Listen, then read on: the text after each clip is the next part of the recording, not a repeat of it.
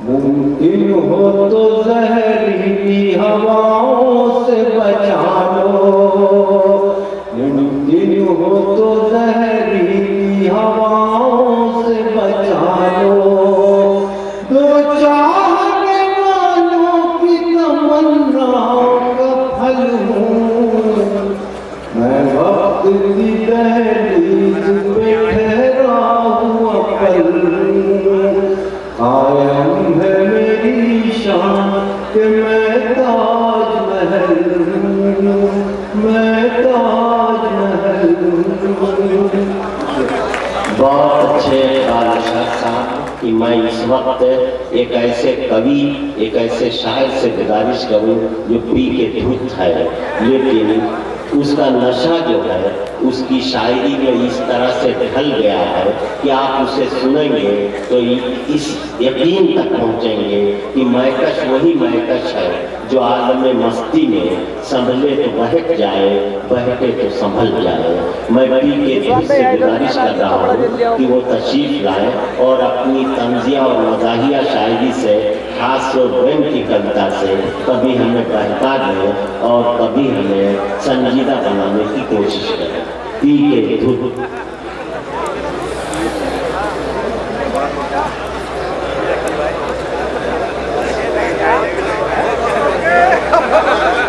High court का stay लेकर बैठे आदरणीय मुमताज अली साहब, बिना बुलावे के यहाँ पर आए मोहम्मद हाजी साहब और भ्रष्टाचार की तरह डाइस पर बैठे हुए शायर और इन शायरों की बात में बेवकूफ बनने वाले श्रोताओं, मैं आप सभी लोगों का प्रणाम स्वीकार करता हूँ।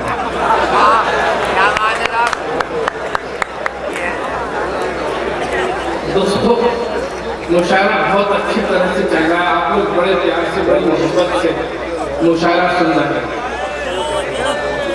ऐसा बोल रहे नहीं, अपनी तो हमेशा हर दिन यही चीजें रहती है। घर में घरवाले नहीं बोलने देती, मुशायरे में आप नहीं बोलने दे रहे। दोनों भाई बहनों की हालत एक जैसी है।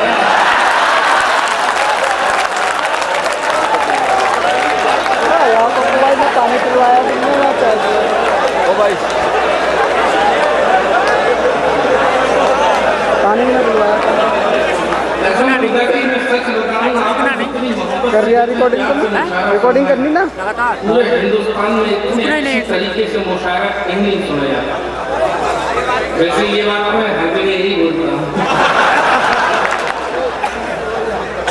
आज दोस्तों, जब मैं तो यहाँ, मेरे बहुत सारे समाज के सेवक यहाँ पर बैठे हुए हैं, मैं सभी लोगों को प्रणाम करता हूँ और आदरणीय पुलिस जी भी यहाँ पर बहुत सारी तादाद में यहाँ पर सुरक्षा व्यवस्था में तैनात है, उनको भी प्रणाम करता हूँ। उनको मैं इसलिए बहुत विशेष प्रणाम करता हूँ क्योंकि पुलिस को प्रणाम कर लेना चाहिए। इनका कोई भरोसा नहीं कहाँ पर मिल जाए और राष्ट्रीय सम्मान मिल जाए। छोटी सी कविता का सुनाता हूँ, अगर आप लोगों को अच्छी लगेगी तो आगे का सफर शुरू करता रहूंगा। एक बार मैं भाई साहब पुलिस वालों से माफी चाहता हूँ, मैं आप लोगों के लिए कुछ नहीं सुना रहा। एक बार ब्रह्मा जी ने आत्माओं का निर्माण करने वाले कर्मचारी को बुलाया और दोस्तों, बात अच्छी लग जाए तो भरपूर तालियां बजा के आशीर्वाद दुआएं देना। वैसे मैं तालियां बजवा लेता हूँ। मैं आपको एक बार की बात बताऊँ, मेरे बड़े भाई बाबू मुमताज अली साहब यहाँ पर बैठे हुए, इन्होंने मुझे एका से मेरठ बुला लिया। बोले ठीक है, कुछ शायरी आई छोड़, मैं तेरी नौकरी लगवा लेता हूँ बड़ी अच्छी जगह। इन्होंने साहब मेरी इतनी अच्छी जगह नौकरी लगवाई, मुर्गी फार्म में नौकरी लगवाई। अपन ने क्या था साहब, सारी कविताएं लोगों को सुना दी। दूसरे दिन उसका दुष्प्रभाव हुआ, मुर्गियों ने अंडे नहीं दिए। मुर्गी फार्म का मालिक मुमताज अली साहब के पास आया और बोला कि भाई कैसे आदमी को तुमने मेरे मुर्गी फार्म में नौकरी दिलवाई थी कि मुर्गियों ने अंडे नहीं दिए। मुमताज भाई ने मुझसे कहा कि ठीक है, क्या तरीका है, मुर्गी अंडा नहीं दे रही। मैंने ऐसा मैं कोशिश करूँगा। मैंने सारी मुर्गियों को बुलाया और मुर्गियों से कहा कि बहन जी आपने आज अंडा नहीं दिया, कोई बात नहीं, लेकिन कल से एक हो जाए, गुरु अंडा देना। बदला में आपकी दावत कर दूंगा। मुर्गियां सब घबरा गई, दूसरे दिन सारी मुर्गियों ने दूध वंडे थे, एक ने एक ही दिया। मैंने उससे पूछा भाई तूने एक क्यों दिया? तो बोली आपकी वजह से मैंने एक दे भी दिया, वरना मैं तो मुर्गा हूँ।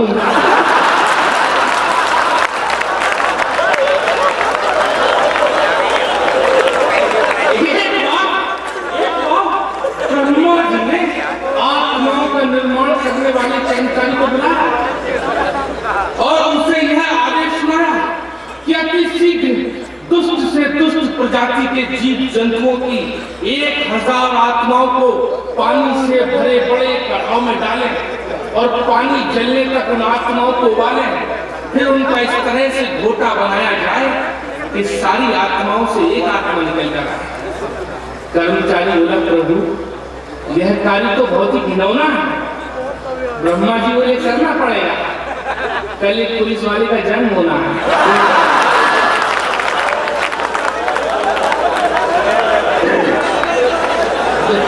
दोस्तों मैं बता दूं, मैं पुलिस वालों के बारे में कसम से कुछ नहीं कहता। एक बार एक मुशायरे में, मैं आपको बताऊं सच्ची बात, मुशायरे में एक नज्म पढ़ी, मैंने कहा हमारी पुलिस चोर है। सामने दरोगा बैठे हुए तो उन्होंने डंडा दिखाया, बोले क्या कह रहा है? हमने कहा हम तो अमेरिका की पुलिस के बारे में कह रहे हैं। दरोगा जी बोले अच्छा हमें बेवकूफ समझता है, हम इतना भी नहीं जानते कहाँ की पुलिस चोर है।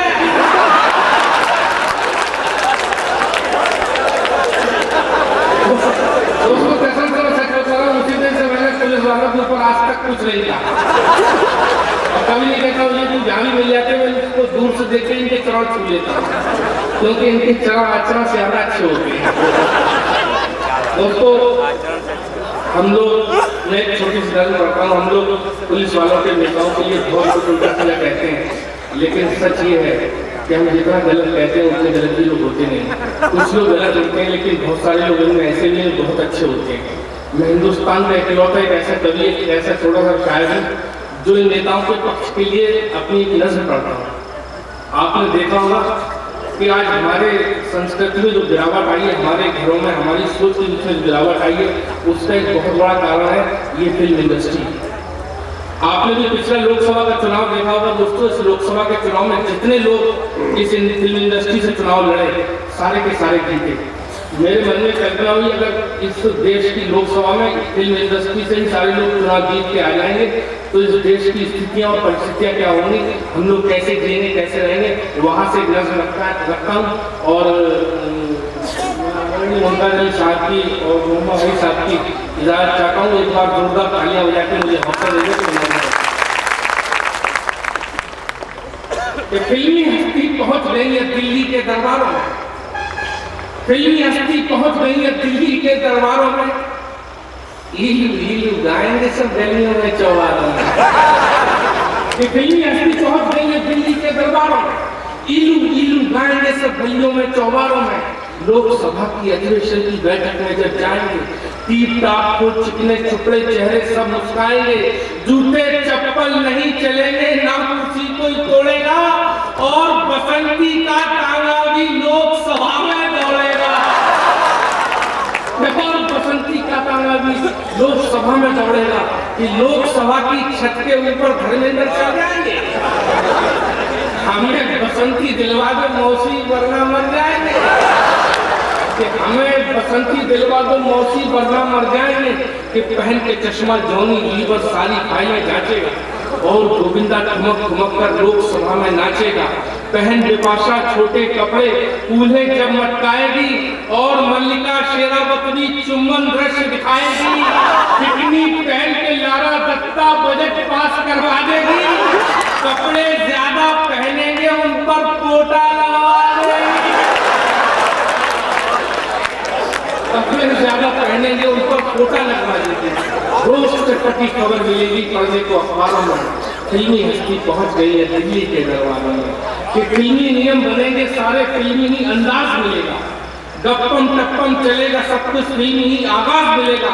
हल करने कश्मीर समस्या सन्नी देओल जाएंगे, दहशत खाकर आतंकी सब भी न लड़ेंगे और रवीना टंडन जाकर सीमा पर आ जाएगी, अखियों से गोली मारेगी, दुश्मन मारा जाएगा, कि परिवर्तन की आंधी में सब उथल पुथल हो जाएगा। बच्चा पैदा होते ही बस छैया छैया, भजन कीर्तन कौन करेगा मंदिर में गुरुद्वारा में। फिल्मी हिस्ट्री पहुंच गई है दिल्ली के जवाब में, फिल्मी हिस्ट्री पहुंच गई है। आप समझ लीजिए संकेतों के माध्यम से मेरी बहुत अच्छी नज़्म है, मुझे भी बहुत अच्छी लगती है, आप लोगों को भी लगेगी। एक बार मैं तालियां हो जाकर हौसला दे दूं। एक के पास लोटा, एक के पास लोटा और एक के लोटे में टोटी। आप लोग समझ लीजिए कितना पड़ा रहेगा। एक के पास लोटा और एक के लोटे में टोटी, एक खाए पेड़ा और एक खाए रोटी।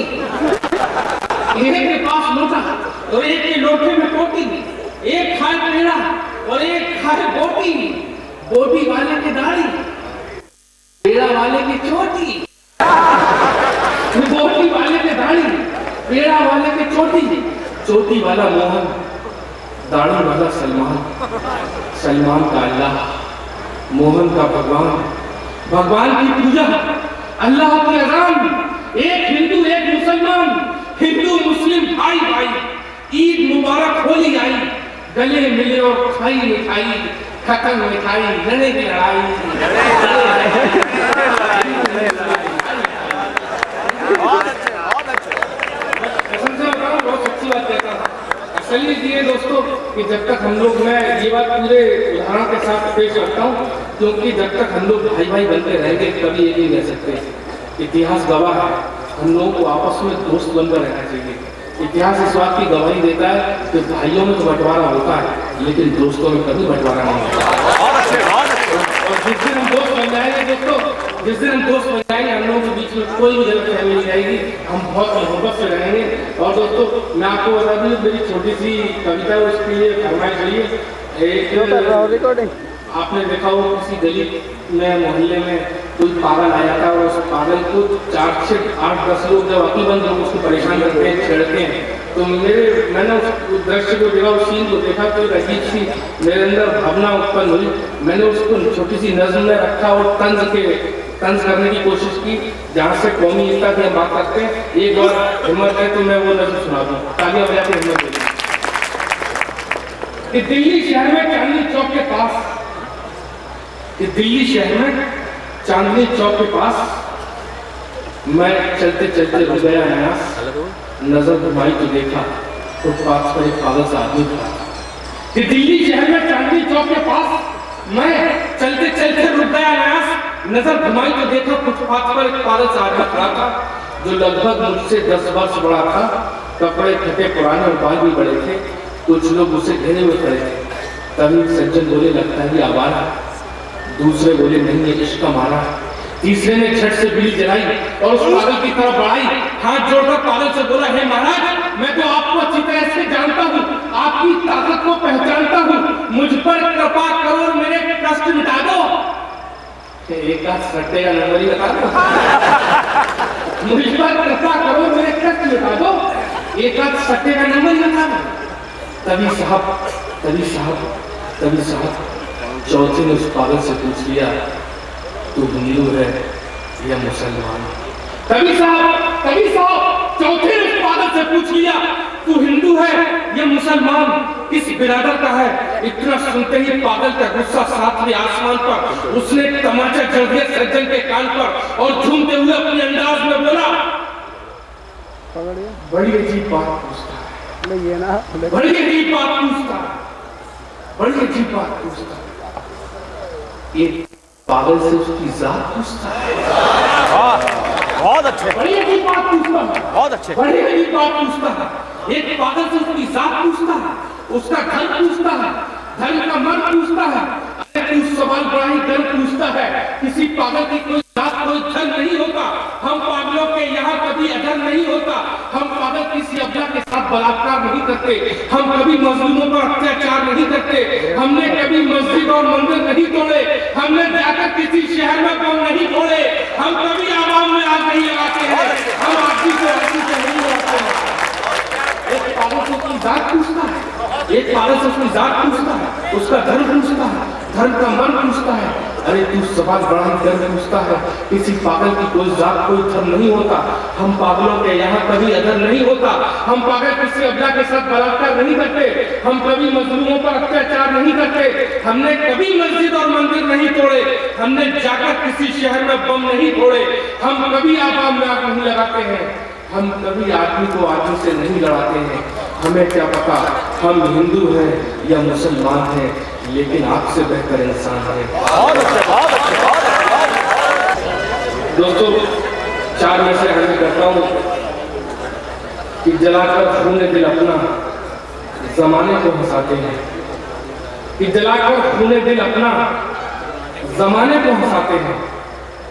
मेरे अल्फाज दीमक हैं, उदासी चाट जाते हैं, कि जलाकर खून दिल अपना जमाने को हंसाते हैं।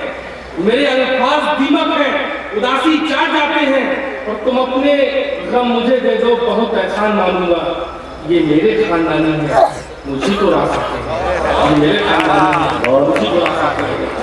दोस्तों, आज हम लोग जब घर से बाहर निकलते हैं तो चेहरे पर अलग मुखौटा लगा कर निकलते हैं, लेकिन जो हमारे अंदर की जो स्थितियाँ परिस्थितियाँ होती हैं उनको हम जानते हैं। इस हिंदुस्तान की जो 2/3 जो जनसंख्या है उसकी जो स्थिति है वो अपनी इस कविता के माध्यम से आपके बीच में रखता हूँ, और जहाँ से भी अच्छा लगे दुआएं दे दीजिए।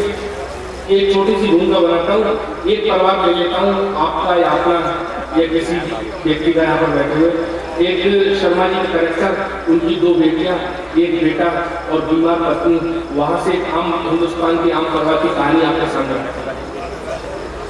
एक थे शर्मा जी और उनका छोटा सा परिवार, बीमार पत्नी, जवान बेटियां, लड़का बेटा। एक छोटे से कस्बे के मेन बाजार में रहते थे।